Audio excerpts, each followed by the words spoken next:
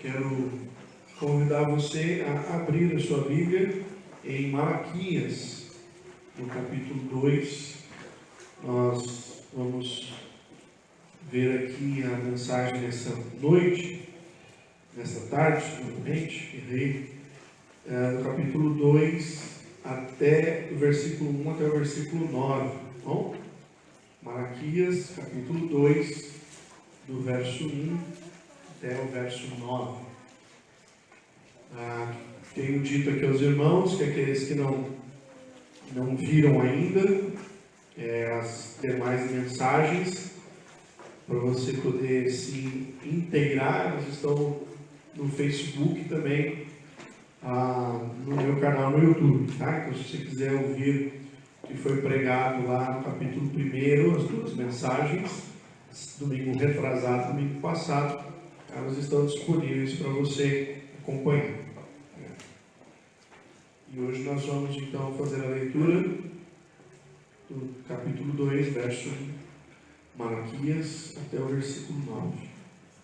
Diz assim a palavra do Senhor nosso Deus: Agora, ó sacerdotes, para vós outros é este mandamento: se o não ouvirdes e se não propuserdes no vosso coração dar honra ao meu nome, diz o Senhor dos Exércitos, enviarei sobre vós a maldição e amaldiçoarei as vossas bênçãos. Já as tenho amaldiçoado, porque vós não propondes isso no coração. Eis que vos reprovarei a descendência, atirarei excremento ao vosso rosto, excremento dos vossos sacrifícios, e para junto deste sereis levados. Então sabereis que eu vos enviei este mandamento, para que a minha aliança continue com Levi, diz o Senhor dos Exércitos. Minha aliança com ele foi de vida e de paz. Ambas lhe dei eu para que me temesse. Com efeito, ele me temeu e tremeu por causa do meu nome. A verdadeira instrução esteve na sua boca, e a injustiça não se achou nos seus lábios. Andou comigo em paz e em retidão, e da iniquidade apartou a muitos. Porque os lábios do sacerdote devem guardar o conhecimento, e da sua boca devem os homens procurar a instrução, porque ele é mensageiro do Senhor dos Exércitos. Mas vós vos tendes desviado do caminho, e por vossa instrução tendes feito tropeçar a muitos. Violastes a aliança de Levi, diz o Senhor dos Exércitos. Por isso, também eu vos fiz desprezíveis e indignos diante de todo o povo, visto que não guardastes os meus caminhos, e vos mostrastes parciais no aplicardes a lei. Até aí. Que Deus nos abençoe. Vimos aqui na semana passada que o texto de Malaquias, capítulo 1, versículo 6, até o capítulo 2, versículo 9, que eu terminei de ler hoje, está inserido no contexto da pergunta, lá no versículo 6 do capítulo 1. De que maneira desprezamos o seu nome? Lembra que eu tenho falado aqui? Malaquias é um livro em forma de prosa. O povo fala, Deus responde. O povo retruca, Deus responde. Então é assim que nós vamos caminhar todo o livro de Malaquias. E aqui Malaquias vai responder de novo a pergunta: de que maneira desprezamos o seu nome? Então todo o contexto do capítulo 1, versículo 6 até o 2:9 está dentro dessa pergunta. Como ficaria uma mensagem muito comprida para se pregar em apenas um domingo, eu dispus ela em duas mensagens. Na semana passada nós vimos aqui que Deus tratou com o povo do versículo 6 até o versículo 14 do capítulo 1 na seguinte ordem: ele não gostava do culto, Deus estava desprezando o culto do povo. porque, quem estava aqui lembra, nós vimos que o povo estava oferecendo a Deus um sacrifício impuro. E Deus não aceita o sacrifício impuro. Eles levavam para sacrificar diante de Deus os cordeiros defeituosos. E Deus já tinha falado: quando vocês forem oferecer uma oferta, um cordeiro, um gado, um animal, ele precisa ser sem defeito. Ou seja, ele não podia ter mancha, ele tinha que ser de uma cor só. Ele não podia ter problema nos olhos, ele não podia ser manco, ele não podia ter ferida, ele não podia ter sarna. Ele tinha que ser um cordeiro sem defeito algum. Por que isso, irmãos? Lembram? Porque o cordeiro do Antigo Testamento apontava para o Cordeiro de Deus, Jesus, que vinha tirar o pecado do mundo. Então, Jesus tem defeito? Não. Jesus tem pecado? Não. Então, o cordeiro lá atrás tinha que apontar para um cordeiro que viria sem pecado algum. Então, a resposta que Deus dá ao povo, capítulo 1, evidencia, a falta do amor que o povo tem com Deus. Qual é a falta que o povo tem de amor com Deus? Eles ofereciam aquilo que sobrava. Eles ofereciam aquilo que menos lhe interessava. O animal que estava lá e que eles não iam usar. O que era ruim para eles, eles pegavam e colocavam para Deus. Deus então está dizendo para eles o seguinte: vocês me perguntam onde vocês me desprezam? Eu digo para vocês: vocês estão me desprezando ao trazer no altar uma oferta que eu não gosto, uma oferta que eu não aceito.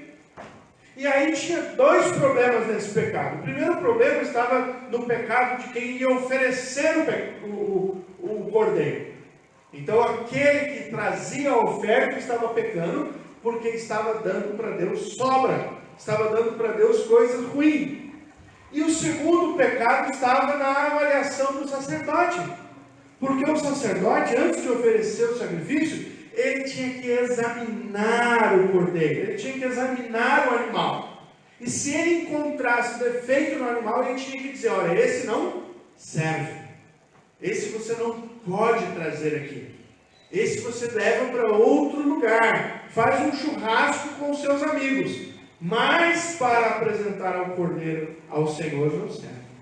Então, nós tínhamos o pecado nas duas vias. Semana passada, nós enfocamos na questão do pecado do povo. E nessa semana, nós vamos enfocar na questão do pecado aos sacerdotes. Olha como começa de novo o capítulo 2, verso 1. Se você não entendeu, eu quero que você leia de novo. Agora, ó sacerdotes, para vós outros é este mandamento. Eu queria que você trocasse a palavra mandamento da nossa tradução para a palavra melhor de outras traduções. Se você tiver com a NVI aí, você vai ter uma tradução melhor do que mandamento. Alguém está com a NVI? Não? Todo mundo está na mesma que a minha? Todo é mandamento? Então, a outra tradução seria: para vocês é esta repreensão, essa advertência. A ideia que Deus está dizendo para os levitas aqui, para os sacerdotes da turma, da linhagem de Levi, eu estou advertindo vocês. E qual é o motivo dessa advertência? O motivo da advertência é que o sacrifício que apontava para Cristo, que nós vimos na semana passada, que era o Cordeiro de Deus, no capítulo 2, a advertência se dá pela mesma situação, porque o sacerdote também aponta para Jesus.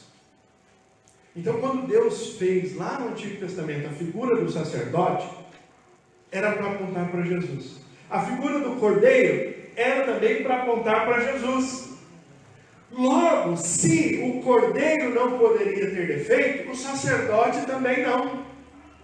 Tanto que quando o sacerdote ia oferecer um sacrifício pelo povo, o que o sacerdote fazia em primeiro lugar? Vocês lembram? ele oferecia um sacrifício para ele.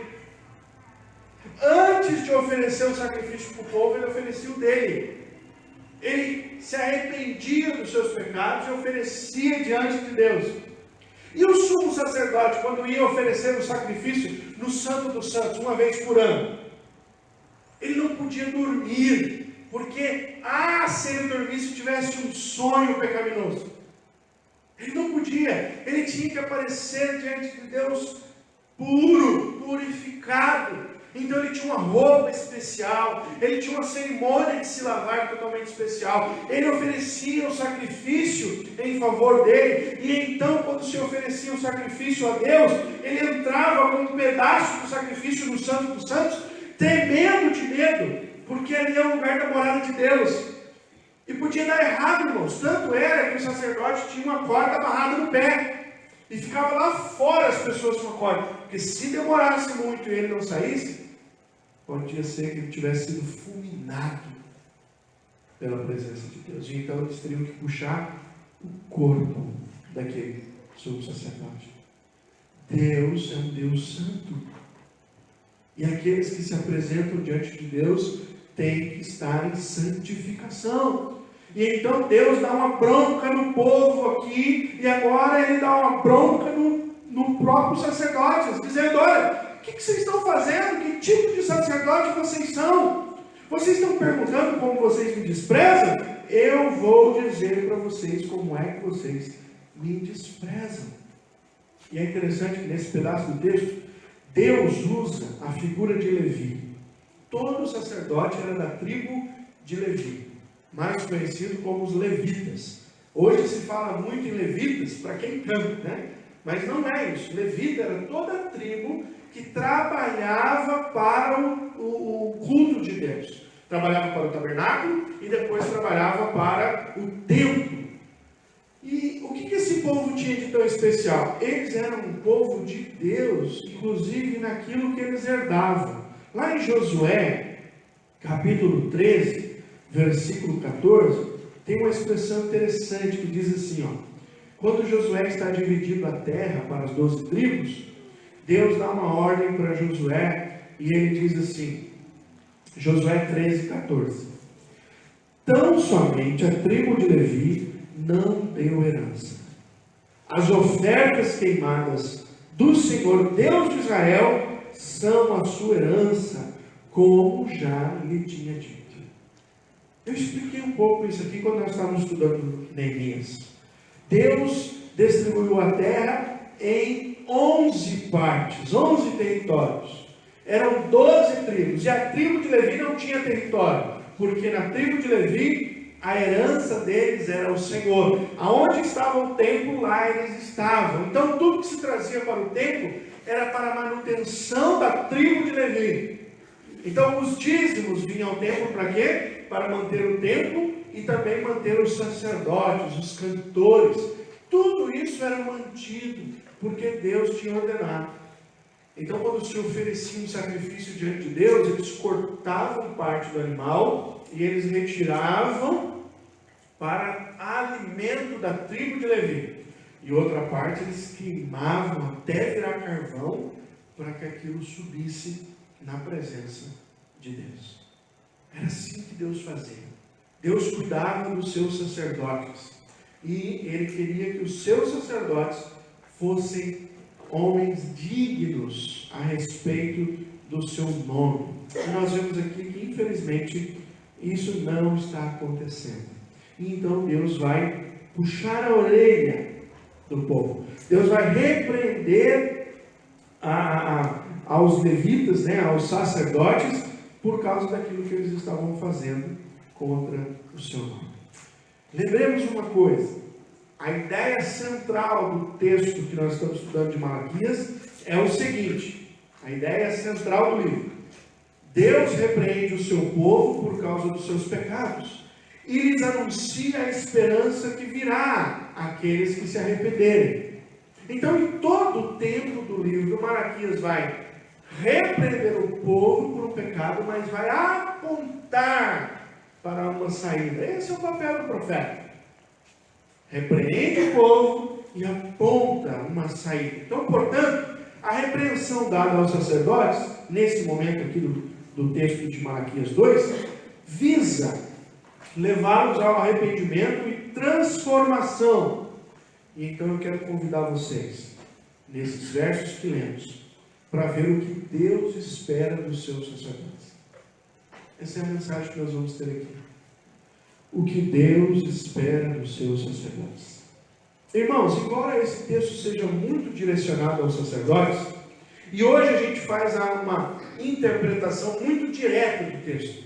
Os sacerdotes no Antigo Testamento são os pastores presbíteros da época atual. Então tudo aquilo que se fala para os sacerdotes naquela época, a gente já pega e diz, olha, esse aqui é para os profetas de Deus, são para os homens de Deus, os presbíteros e pastores, eles é que estão sendo mencionados aqui. Contudo, irmãos, eu queria convidar você a lembrar que no Novo Testamento, lá em Pedro diz que nós, o povo de Deus, somos nação santa e sacerdócio real. Ou seja, embora o papel de sacerdote na igreja seja dos pastores e presbíteros, no mundo o papel do sacerdócio é de todos nós. Então, diante do mundo, você é um sacerdote de Deus. Você pode não ser um sacerdote dentro da casa do Senhor, porque aqui tem um pastor, tem presbíteros, e estes homens, eles têm que se colocar como sacerdotes. Contudo, lá, neste mundo em que nós estamos, você é um sacerdote para o ímpio, aonde você mora, sabia? Deus te colocou lá, como um sacerdote, para servir a esta geração. Então nós queremos que você, nessa tarde agora, quase início de noite, escute essa mensagem, entendendo que você também é um sacerdote de Deus. Então toda a repreensão que você for ouvir aqui, não fica olhando assim, pastor, isso é para você. Entendeu? O presbítero Moacir nem veio hoje, porque ele leu o texto antes. Né? Aí ficou bem a velha cara, não vou não. Né? Isso é para você, isso é para Emanuel. Não, esta mensagem é para sim os sacerdotes em primeiro momento, mas para ser aplicado por todos nós, sacerdócio real na presença do Senhor. Então a primeira coisa que Deus espera do sacerdote está aqui no versículo 2. Deus espera que o sacerdote nos escute com atenção. Ele diz: se o não ouvirdes e se não propuserdes. Então o primeiro se aqui é: se você não me ouvir. De novo, a NVI traz uma tradução mais robusta desse texto. Ela diz: se você não me ouvir com atenção. É prestar atenção. Você já conversou com alguém que não está te ouvindo? Já? É ruim, não é? Porque a gente às vezes faz muito isso. Então, a pessoa pergunta para você: o que foi? Não sei, você falou? Então o que Deus está chamando os sacerdotes aqui: eu quero que vocês me escutem com atenção. Agora, uma coisinha para a gente pensar: será que você não está prestando atenção em Deus? Será que você não está ouvindo o Senhor? Porque Deus fala. E nós precisamos estar atentos à voz de Deus. O ministério pastoral, ou ministério sacerdotal, ele se baseia em duas atividades. Sabe quais são as atividades?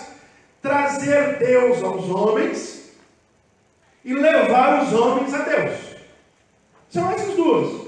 Então, quando um pastor é chamado por Deus, ele é chamado para ocupar este lugar. Ele é um facilitador para trazer Deus aos homens e para levar os homens a Deus. Todo cristão também é chamado a fazer isso. A trazer Deus aos homens ímpios e a levar esses homens ímpios para Deus.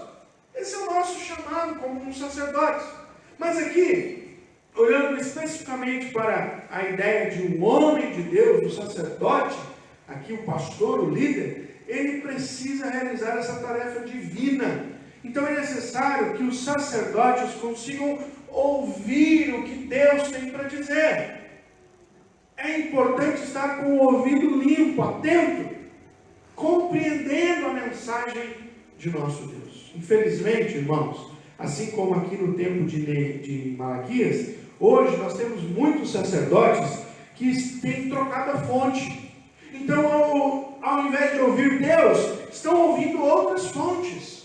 Ao invés de colocar no rádio, na sintonia de Deus, eles estão sintonizando outras coisas. É muito fácil hoje você encontrar pastores que estão ouvindo gurus espirituais. O que o fulano fala, está falando. Não importa se o que ele fala é errado, ele fala.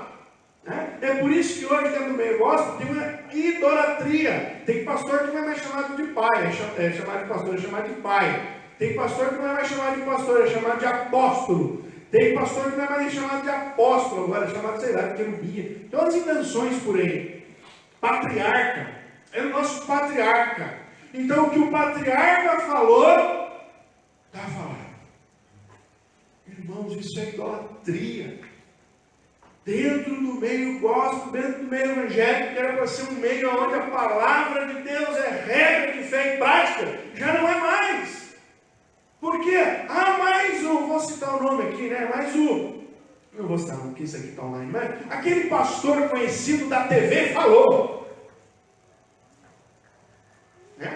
Aquele pastor da TV, então se ele falou, é verdade. E aí os pastores mais incautos, que não querem perder tempo fazendo curso, que não querem perder tempo estudando a palavra, que não querem perder tempo afinando os seus ouvidos com Deus, adotam um líder. Então o que ele fala, está falando. Isso é errado. Nenhum pastor pode fazer isso. O pastor, ele tem que ouvir a voz de Deus. Então, nós precisamos ter cuidados, muito cuidado, viu? Você também. Cuidado com o que você ouve. Cuidado com o que o seu pastor prega. Mesmo eu, se você entender pela palavra que eu estou errado, venha me arguir. Venha falar comigo, pastor, o senhor pregou isso, eu não entendo assim, eu entendo assado.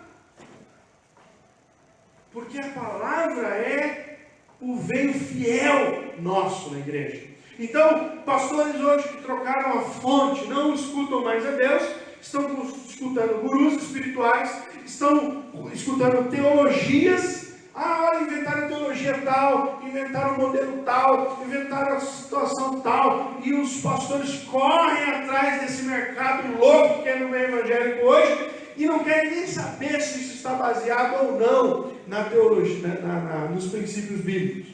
Por exemplo, hoje a grande maioria das igrejas do Brasil tem como base a teologia da prosperidade, que faz o quê? Com que as pessoas venham à igreja no interesse de se tornarem abençoadas financeiramente. Faz um crente vir aqui trazer o dízimo na esperança de que Deus vai fazer um depósito na conta bancária dele depois. É assim hoje. Então, líderes que deixaram de ouvir o Senhor estão ouvindo teologias, estão ouvindo filosofias, estão ouvindo sociologias. Quanto pastor hoje é envolvido com essa malfadada ordem aí que tem dentro do meio evangélico, da teologia, mesmo que a teologia da libertação da igreja católica, que é envolvida na área social, na igreja evangélica também tem essa teologia arraigada hoje, chamada missão integral. Muitos pastores envolvidos com isso, transformando a igreja em lugares de ambiente social, tirando a palavra do centro, colocando o socialismo, pastores envolvidos com o comunismo, porque tem que dar o pão, porque tem que fazer isso, irmão, sim, mas com os princípios bíblicos. Isso é tão forte, irmãos, que alguns pastores, indo nessa lei aí da teologia da missão integral, tem beirado a heresia de achar que as pessoas mais pobres serão salvas. Sabia disso? Não precisa de Jesus, se ele é pobre, ele vai ser salvo. Que heresia. Então, irmãos, cuidado você também com os gurus, com as teologias, com as filosofias, com as sociologias, com as psicologias, que estão sendo aí em todo o tempo colocados na nossa vida, e às vezes a gente acha que isso é maior do que a palavra de Deus. Você sabia que hoje um dos lugares, eu vou falar isso um pouco mais à frente, mas um dos lugares onde menos se tem aconselhamento é na igreja? É assim. Olha, eu estou um ano como pastor dessa igreja, eu conto no dedo das pessoas que eu aconselhei aqui na igreja. Conto no dedo. Porque a maioria das pessoas acham que o pastor, o sacerdote na igreja, já não tem mais a resposta, eles vão para os consultórios psicológicos. Estude, pesquise os pais da psicologia. Ache um que acredita em Deus e venha me falar. Não existe. Então cuidado, quando você vai atrás de psicólogo, quando você manda um filho teu para o psicólogo, porque o que tem resposta lá não é de Deus. O que tem resposta lá é mundano, muitas vezes diabólico. É assim. E está cheio de pastor hoje agarrado na psicologia, tem pastor psicólogo. Acha lindo isso. Irmãos, a palavra de Deus é que deve fazer com que o pastor esteja com o seu ouvido concentrado em Deus. Ah, pastor, isso é invenção sua. Não. Abre Atos capítulo 6, versículo 4. Lê comigo. Olha o que diz a palavra de Deus. Atos 6, 4. Quando tem um problema lá na igreja, eles têm que colocar os diáconos, né? Porque está faltando gente para servir as mesas. E aí vão buscar os pastores, né? Os apóstolos. E os apóstolos dizem assim: deixa isso para outra gente. No versículo 4 ele diz: e quanto a nós, nos consagraremos à oração e ao ministério da palavra. O que é a oração? Leva o povo para Deus. O que é a palavra? Traz Deus para o povo. Leva o povo para Deus. Traz Deus para o povo. Esse é o trabalho do pastor, baseado em duas vias. Precisa orar pelo povo. Se tem alguém que está precisando de oração, tem que ligar para o pastor, sim. Você pode orar, mas você pode ligar para o pastor. Pastor, estou precisando de oração, ora comigo. Vamos orar. Vamos orar. E quando você quiser um conselho, é o pastor, é o presbítero da tua igreja. Pastor, eu estou com um problema, como que a gente decide isso? Os crentes não estão nem aí mais, por que a palavra de Deus diz ou não diz? Desse mundão de Deus, tomam atitudes, às vezes, que vai mudar a vida dela inteira. Ela não ora, não lê a Bíblia, não procura um pastor para orar, ou um presbítero, ou alguém na igreja, e não procura um conselho espiritual. Não procura. Aí depois dá ruim lá na frente, o que ela fala? Deus me abandonou. Deus não é com a minha vida. Esse irmãos é muito sério. Deus disse para esse povo sacerdote aqui: olha, eu espero que vocês me escutem. É o que eu quero. Sacerdotes que me escutem. Perguntinha para a gente passar para o ponto. O Senhor sempre nos convida a ouvir. Você tem ouvido o Senhor através da sua palavra? É lá que você está buscando direção para a sua vida? Porque se não for, a repreensão para você. Se a palavra de Deus está sendo deixada de lado na sua vida, a repreensão para você. Mas a repreensão, lembra? É para te chamar ao arrependimento e uma novidade. Segunda coisa que Deus espera. Deus espera que disponha o coração para honrá-lo. Ainda no versículo 2: se não ouvirdes, e se não propuserdes, ou dispuserdes no vosso coração, dar honra ao meu nome.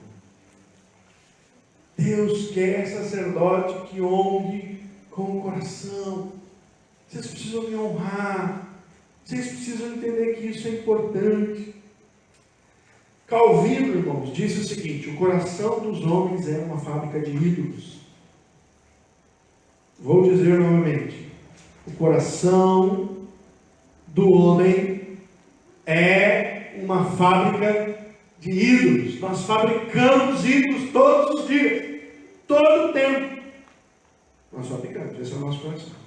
Então, irmãos, há vários conselhos na Bíblia que nos ensinam a lidar com o nosso coração.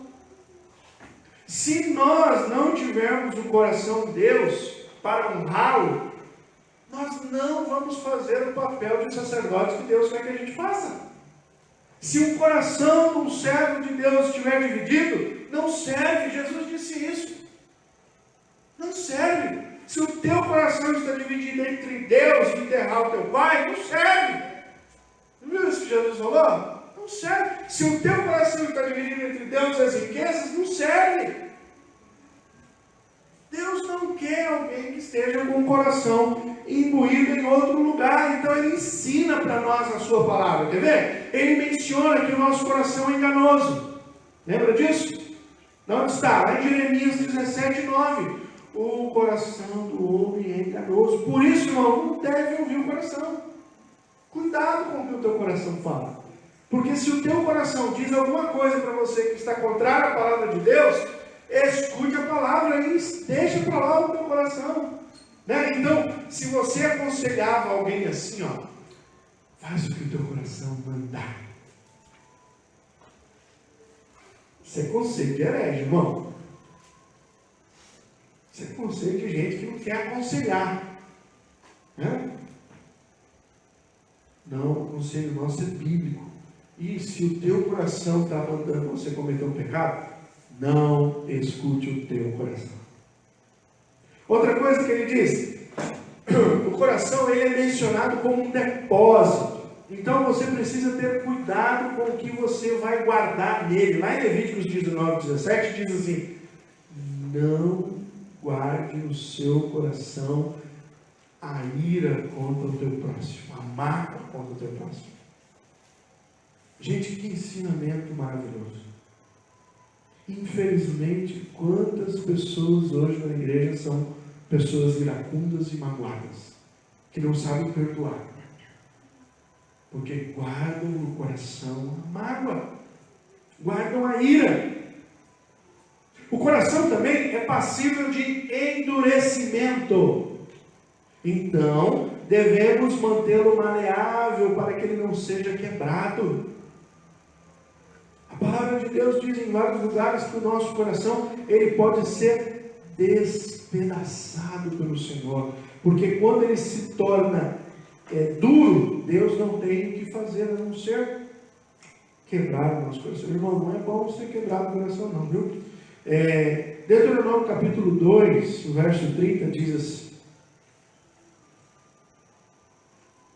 Mas Seom, rei de Esbom, não nos quis deixar passar por sua terra, porquanto o Senhor Deus endureceu o seu espírito e fizera obstinado, endurecido o seu coração, para te dar nas mãos como se vê hoje. O próprio Deus endureceu o coração desse rei para colocar ele em uma situação ruim, péssima, entregá-lo na mão do povo. Mantenha o seu coração maleável. A palavra de Deus pode fazer isso. Outra coisa, o nosso coração, irmãos, é também passível de vaidade. Então cuidado, pois você pode abandonar o Senhor. Deuteronômio capítulo 8, no versículo 14, vai falar um pouco sobre isso. Deuteronômio 8, 14 diz: E se eleve o teu coração e te esqueças do Senhor teu Deus, que te tirou da casa da servidão. E se eleve o teu coração, se enche de vaidade. Você acha que você é o bom, você acha que tudo que acontece na sua vida é fruto do seu saber, do seu conhecimento, do seu dinheiro, da sua disposição. E então, em algum momento, você vai olhar para o lado e vai você dizer o seguinte: eu não preciso de Deus. Cuidado, porque a vaidade pode te levar para longe do Senhor. O coração, ele tem que ser a fonte de amor incondicional a Deus. Lembra de Deuteronômio capítulo 5? Amarás o Senhor teu Deus de todo o teu coração. Olha como ele repete isso em Deuteronômio capítulo 30, versículo 6. Ele vai repetir a ideia desse coração que se dispõe ao Senhor.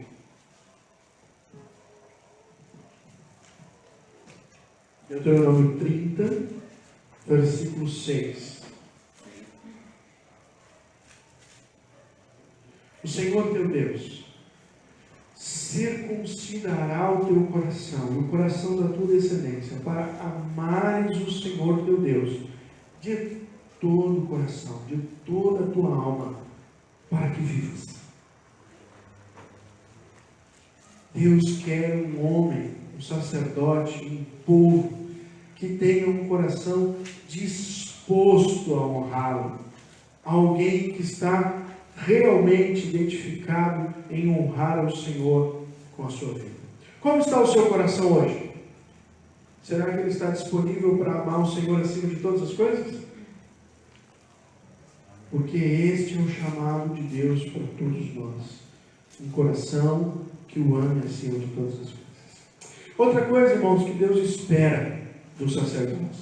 Deus espera que reconheçam as más obras e saibam das consequências em não obedecer ao Senhor. Gente, Deus já ensinou muito isso. Já leu Deuteronômio 28? Deuteronômio 28 é a declaração da bênção e da maldição. Começa assim. Deuteronômio 28. Se ouvirdes a voz do Senhor teu Deus, se atentares para os mandamentos do Senhor teu Deus, estas bênçãos te seguirão. Aí começa a bênção. Mas lá na frente diz: se todavia não ouvides a voz do Senhor teu Deus, se não obedeceres ao Senhor teu Deus, estas maldições seguirão. Aí um monte de maldição. Então, o povo de Deus na época de Malaquias, principalmente os sacerdotes, deveriam compreender que, se nós não reconhecermos as nossas más obras e continuarmos nos nossos pecados e continuarmos longe de Deus, as consequências certamente virão. E há uma frase do teólogo chamado Matthew Wayne que diz assim: nada profana mais o nome de Deus do que a conduta inadequada daqueles que deveriam honrá-lo. Vou ler de novo.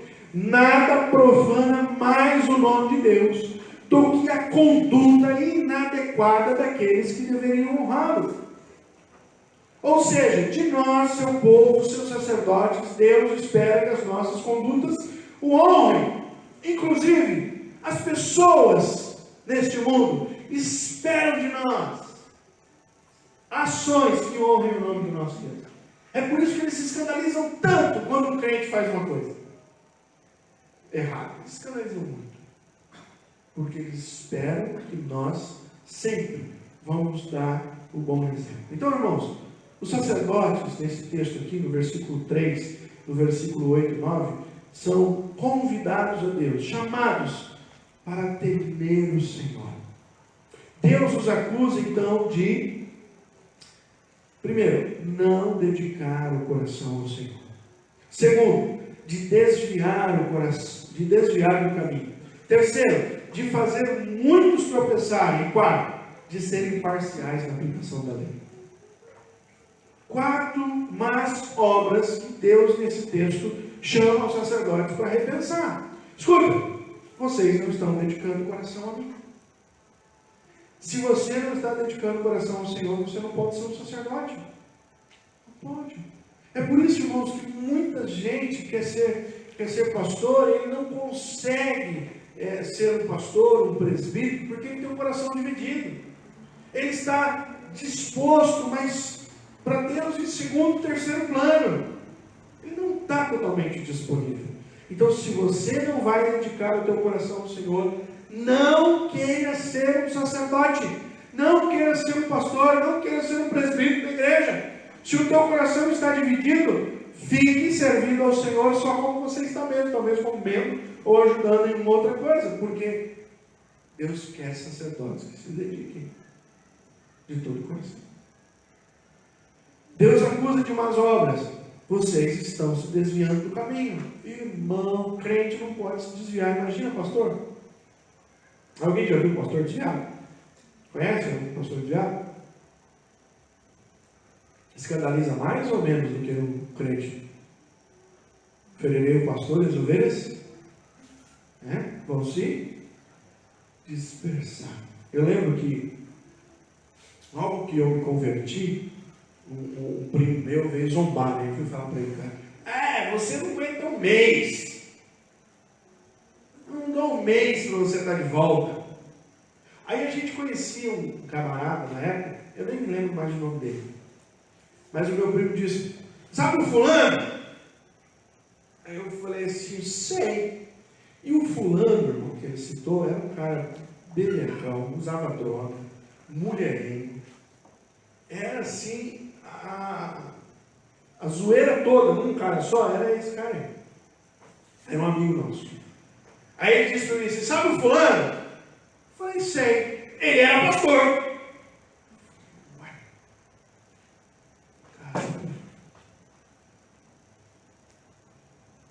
Então, Deus diz aqui para os sacerdotes, vocês desviaram do caminho. Vocês não são bons testemunhos. Vocês não são bons testemunhos. Vocês estão fazendo o que é errado. E aí, qual é a consequência? Vocês estão fazendo muitos tropeçarem. Jesus disse isso para os discípulos. Disse, o tropeço virá, mas ai daquele por quem o tropeço vier. Ai daquele que fizer um dos meus pequeninos tropeçarem. Então, irmãos, os pastores, presbíteros na igreja precisam temer ao Senhor para não fazer com que outros tropecem.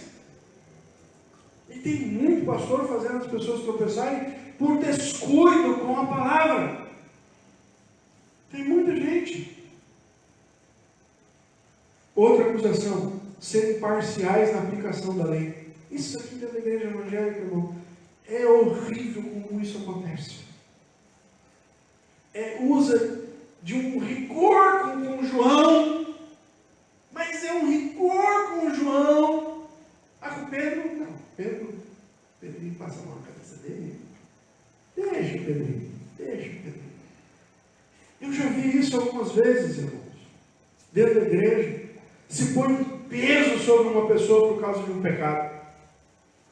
E aí, quando outra pessoa comete pecado, mas ele tem uma ligaçãozinha, sabe, com o clero, aí se alivia. Deus quer que os seus sacerdotes sejam justos na lei de Deus. O Senhor então diz que por causa dessas ações acontecerá alguns problemas. Ou seja, relembrando a Deuteronômio, você não está ouvindo a minha palavra e as maldições vão chegar. Então Deus diz o seguinte para esses sacerdotes: eu vou amaldiçoar vocês. Eu vou amaldiçoar a bênção de vocês. Aliás, vou amaldiçoar, não, já amaldiçoei. E mais, eu vou amaldiçoar a descendência de vocês. O Senhor pesa a mão sobre os sacerdotes quando estes se desviam do seu caminho. Outro efeito, dos pecados, o Senhor diz para eles: vocês serão desprezados por mim e pelo povo. E o desprezo de Deus aqui é uma ação meio nojenta para o povo, é para eles entenderem. Lá em Levítico capítulo 4 diz como que tinha que como tinha que ser o sacrifício. Então eles dizem lá a respeito até das fezes dos animais, que tinham que ser pegadas, levadas e queimadas em outro lugar. Aí sabe o que Deus diz para eles? Eu desprezo tanto vocês que eu vou pegar o cocô dos animais e eu vou esfregar a fuça de vocês no cocô deles. É isso que eu sinto por vocês, sacerdotes. Eu vou esfregar a cara de vocês no cocô. Olha a indignação de Deus. Mas tem contexto. Os sacerdotes estão errando, levando o povo a errar. O povo traz animal defeituoso, o sacerdote vai lá e oferece para Deus, ao invés de repreender o povo, dizer, não, esse não. Os sacerdotes estão aplicando a lei de maneira desorganizada. Aplica-se a lei para um e deixa a lei de outro. Então Deus diz, eu desprezo vocês. E lá no final do texto ele diz, e eu vou fazer com que este povo também despreze. Consequência dos pecados. Deus então espera que nós reconheçamos as más obras e saibamos que as consequências do Senhor virão se nós não obedecermos ao Senhor. Mas Deus também espera que a gente se lembre da aliança que Ele tem com Levi. E aí no capítulo 4, capítulo 6, Ele usa Levi como um bom exemplo. Ele diz, eu fiz uma aliança com Levi. E Levi andou comigo, e Levi me temeu. Lembrem-se dessa aliança. Deus fez uma aliança com Levi e os seus descendentes, e esses deveriam sempre servir ao Senhor no templo, e o modelo de Levi deveria ser continuado, um modelo de um exemplo daquele que é mensageiro do Senhor. Então o que Deus espera de nós? Que obedeçamos. Porque a figura de Levi está lá colocada. E quem era Levi? Alguém que temia o Senhor. E o texto vai dizer, alguém que da sua boca saía a instrução, alguém que andou em paz com Deus, e alguém que desviou outros do pecado. Então, está claro o que Deus espera. Deus espera que você ame ao Senhor ao ponto de temê-lo, ao ponto de guardar o seu pé, ao ponto de entender que Deus é um Deus santo e que de Deus não se zomba, de que Ele é o Todo-Poderoso. Deus quer que nós saibamos que Ele espera da nossa boca, dos sacerdotes, a instrução. Coisa horrível, irmãos, é um pastor, um presbítero que não ensina, não sabe ensinar, não sabe aconselhar, não sabe orientar, e não sabe muitas vezes falar com mais ousadia. É horrível, porque Deus espera a instrução da boca dos seus sacerdotes. Deus quer que os seus sacerdotes andem em paz com Ele. E Deus deseja que os seus sacerdotes não só se desviem do pecado, mas desviem outros do pecado. Aqui é o chamado de Deus para que a gente possa se aconselhar. O que Deus espera do sacerdote é que ele, vendo alguém andando por maus caminhos, ele oriente essa pessoa. Sabe por quê, irmãos? Porque nós, sacerdotes, hoje, nós estamos fazendo o papel de Jesus na terra. É isso que Deus deixou. É um monte de sacerdote imperfeito, sim, mas que tem que ser o mais próximo possível daquilo que Deus quer. Por quê? Porque tanto Levi como sacerdote apontava para Jesus, como o ministério dos sacerdotes na terra, os pastores, os presbíteros, aqueles que anunciam a palavra de Deus, os missionários, eles precisam transparecer Cristo. Há um livro, que, se eu não me engano, chama O Apóstolo dos Pés Sangrentos. Não sei quantos aqui já ouviram falar desse livro. Mas diz que este missionário estava andando em um bairro, uma cidade, ele fazia as visitas nas casas e ele ia falando de Cristo para as pessoas. E diz que um dia ele, por usar acho que sandália ou descalço, não me lembro bem, os seus pés feriam, sangravam.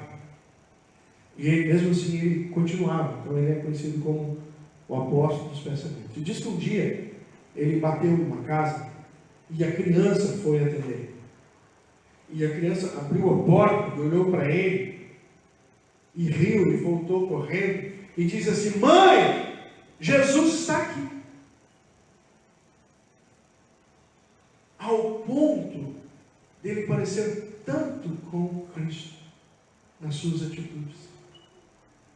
Olha Hebreus capítulo 4. E vamos lembrar do que Deus esperava que os sacerdotes lá atrás manifestassem. Porque quando Cristo veio, ele era o sacerdote. O sacerdote lá de trás apontava para ele. Aí lá em capítulo 4 de Hebreus, versículo 14 e 16, tendo, pois, a Jesus, o Filho de Deus, como grande sumo sacerdote, que penetrou os céus, concede firmes a nossa confissão. Porque não temos sumo sacerdote de que não possa compadecer-se das nossas fraquezas. Antes foi ele tentado em todas as coisas a nossa semelhança, mas sem pecado. O sumo sacerdote é igual à oferta, sem pecado, sem mancha, sem dolo. Versículo 16, então, nos dá uma ordem: acheguemo-nos, portanto, confiadamente junto ao trono da graça, a fim de recebermos misericórdia e acharmos graça para socorro em ocasião oportuna. O trabalho dos sacerdotes é apontar para Cristo. Assim como os sacerdotes lá atrás precisavam apontar para o sacerdote que viria, os sacerdotes de hoje apontam para aquele que veio. Portanto, irmãos, é tão perigoso hoje termos nas igrejas pastores e presbíteros que não se dignificam do nome de Jesus. Por isso é horrível escândalos quando envolvem pastores. É horrível quando você ouve falar: o pastor da igreja tal roubou a igreja. O pastor da igreja tal divorciou da esposa. Falando isso semana que vem, é o texto sobre o divórcio. Deus vai puxar a orelha do povo semana que vem, nas relações no casamento, né? É horrível você ver um pastor que divorciou e continua na igreja com o pastor, e aí ele já casou com a outra, ele continua na igreja com o pastor, e tem pastor que já está no terceiro casamento, não deu certo, as duas, meu gênio não dava. É horrível. Por isso, ore pelo seu pastor, ore pelos seus presbíteros, ore, porque nós, pastores, presbíteros, precisamos apontar para o sacerdócio de Jesus. Não é fácil. Somos pecadores, falhos, mas nós estamos apontando para alguém que é perfeito, então nós temos que chegar o mais próximo. Mas não sou só eu, não. Toda a igreja, sabia? Romanos 8, 28 e 29 diz isso. O Senhor está, todas as coisas cooperam para o bem daqueles que amam a Deus, com o propósito de que sejam a imagem do seu Filho Jesus. Deus quer nos aproximar de Cristo, para que as pessoas olhando para nós, atendam a porta e digam: Jesus está. Esse é o alvo da vida cristã. É aumentar a nossa semelhança com o Mestre. Então os sacerdotes aqui são puxados a orelha deles, porque eles estão longe daquilo que Deus espera. Deus espera um homem que tema o Senhor, que instrua as pessoas através da sua boca com o seu conhecimento, que ande em paz com Deus e que se desvie dos seus pecados. Deus então espera, versículo 7, que eles sejam mensageiros do Senhor. E esse sacerdote de Deus precisa estar pronto, sendo o guardião do conhecimento. Nós já falamos aqui, irmãos, O pastor tem que ser alguém que sabe ensinar. Se ele sabe ensinar, é porque ele tem conteúdo. É horrível você ir em algumas igrejas e ver que o pastor está pregando ali, ele não preparou nada para pregar ali. Ele está falando o que vem na cabeça dele.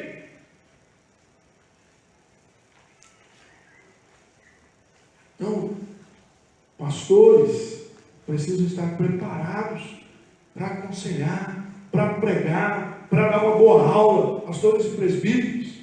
Por isso que lá em Efésios diz, né, que é o pastor e o ensinador. Pastor barra ensino. Pastor que sabe ensinar. Tem que ter conhecimento. Ele é guardião do conhecimento. Acabei de falar aqui para minha esposa que eu tinha esquecido. Mas o hino que nós cantamos, irmãos, que é velho, né?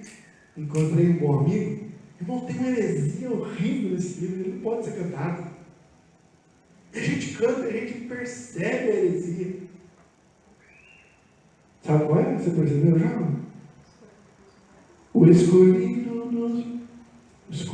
dos milhares? Como assim? Tinha um monte de Jesus no céu, Deus foi lá e pegou um? O escolhido dos milhares para mim? Não faz sentido. Não podemos cantar assim. E quantas coisas a gente canta e a gente não presta atenção. Né? O pastor tem que ser o guardião do conhecimento. Já falei para o louvor aqui. Música passa por mim primeiro. Música nova. Né? Passa por mim primeiro. Eu vou dizer a vocês se vocês podem cantar ou não. Porque uma música cantada é um ensinamento. E o ensinamento de heresia é um ensinamento que fica na vida do irmão.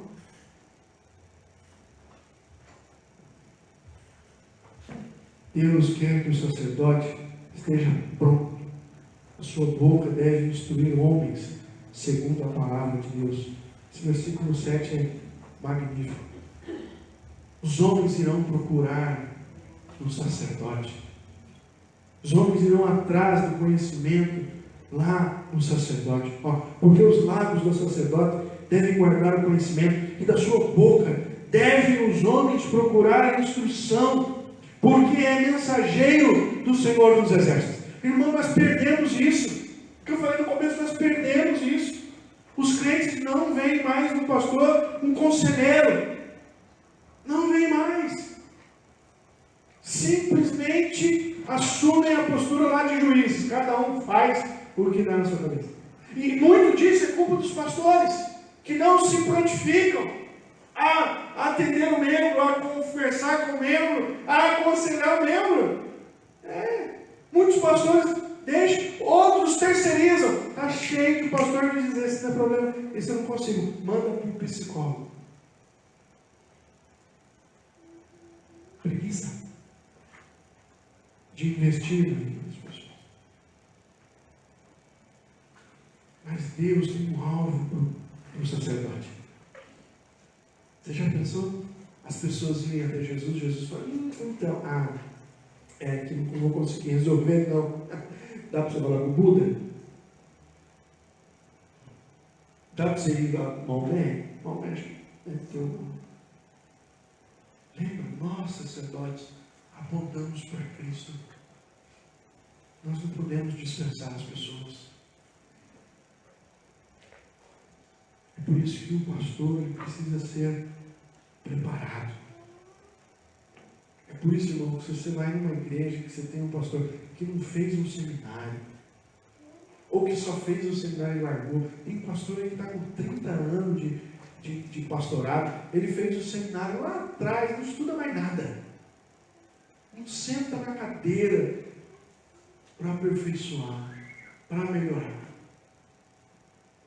O pastor é guardião do conhecimento, e da sua boca deve instruir as pessoas. Quero concluir nessa noite. Agora já é noite, estou falando sério. 6h30 está na hora de acabar o culto. O pastor está animado para ir no culto. Você consegue ver essas características no seu sacerdote? do pastor da sua igreja, do presbítero da sua igreja? Porque se sim, ok, ore para que Deus preserve isso. Se não, conversa com ele. Fala com ele. Pastor, eu acho que o irmão precisa melhorar. Está precisando aí de uma ajuda para fazer um curso? Ô pastor, olha, sua vida nesse ponto aqui escandaliza. Acho que o irmão podia melhorar. Está escandalizando. Está fazendo isso, está fazendo aquilo. Converse. Oriente. Se o seu pastor precisa ser orientado, se o seu presbítero precisa ser orientado, oriente. Se ele não recebeu orientação, o problema é dele, você o fez. Você consegue ver essas características apresentadas no texto em você? Lembre-se, você é um sacerdote de Deus diante desse mundo corrompido. Você aponta para Jesus, irmãos. Sabe o que significa a palavra cristão?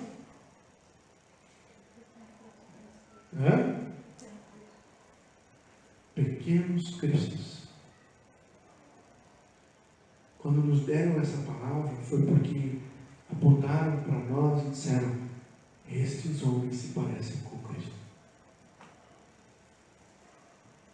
Então, quando nós falamos, eu sou um cristão, eu estou dizendo, eu me pareço com Jesus. Irmãos, que Deus nos abençoe. Que Deus nos ajude a sermos sacerdotes. Que Deus ajude os pastores, presbíteros desta igreja, da igreja cristã evangélica, das demais igrejas que professam a fé cristã, para que possam testemunhar, para que sejam livres do mal, para que não sejam motivo de escândalo, para que sejam guardiões do conhecimento, para que invistam suas vidas nas vidas de outras pessoas. E assim, tenho certeza, o reino de Deus será enriquecido. E o nome de Jesus glorificado. Vamos orar. Senhor, nós te bendizemos. Uma palavra dura, mas ao mesmo tempo enriquecedora, mostrando para nós que a nossa vida como sacerdotes, assim como os sacerdotes do Antigo Testamento, apontam para o perfeito sacerdote. O perfeito sacerdote já veio, já deu a nós aquilo que precisávamos. Aquilo que nós não podíamos fazer, Ele o fez. E hoje tudo que fazemos, fazemos nele. É o seu Espírito habitando em nós. Então, ajuda-nos, ó Deus. A mim, como pastor desta igreja, aos presbíteros desta igreja, aos irmãos que servem, que são sacerdócio real, que manifestam o Senhor Jesus aonde vão. Nos ajuda, Deus, a sermos instrumentos da tua bênção. Que longe de nós, fique longe de nós, Senhor, todo escândalo. Que fique longe de nós, Senhor, toda maledicência do teu nome, toda toda vergonha, todo mal feito, tudo aquilo que vem e escandaliza.